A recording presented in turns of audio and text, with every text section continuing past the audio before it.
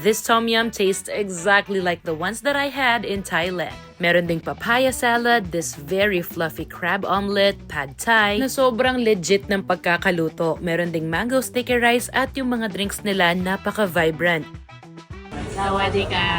Kung gusto mong mag-food trip ng Thai food pero hindi pa makapunta sa Thailand, this is a very good option.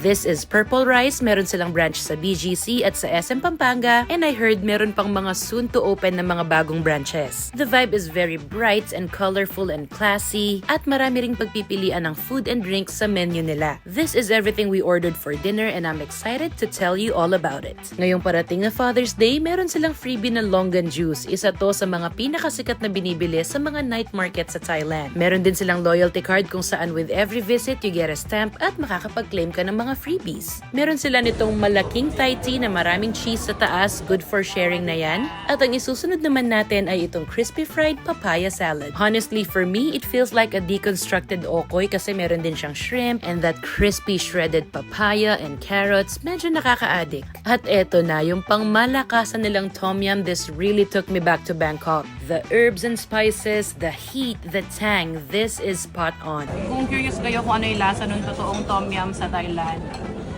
ganito.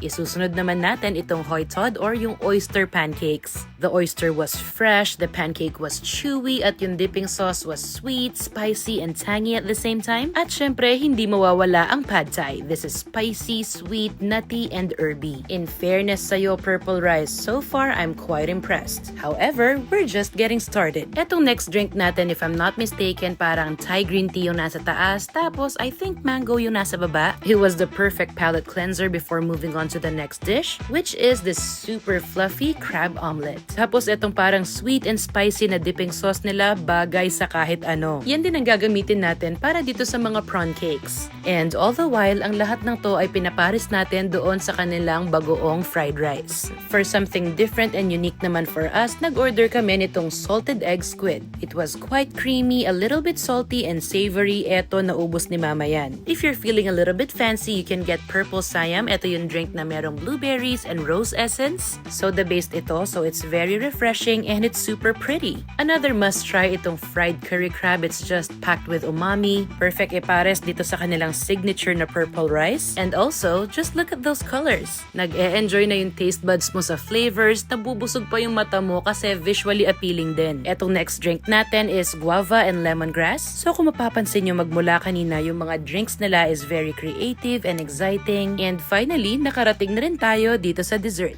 Unahin natin itong banana caramel toast na merong ice cream on top. You get a good mix of textures from the ice cream and that thick toast at hindi siya overly sweet. And of course, pagdating sa Thai food, hindi mawawala ang mango sticky rice. This one is served with a scoop of taro ice cream and it was the perfect way to end the meal. I am so glad we were able to try this kasi na-miss ko talaga yung mag-food trip sa Thailand. And this time, hindi ko na kailangan magpakalayo-layo kasi dito sa SM Pampanga, I get good quality Thai food with Purple Rice.